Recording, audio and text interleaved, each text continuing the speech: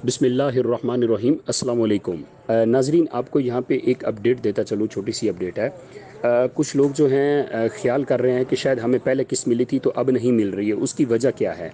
उसकी वजह मैं आपको बता देता हूँ कि बहुत सारे लोगों को जब पहली किस्त मिली थी ना, 12,000 या 12,000 ही मिला था।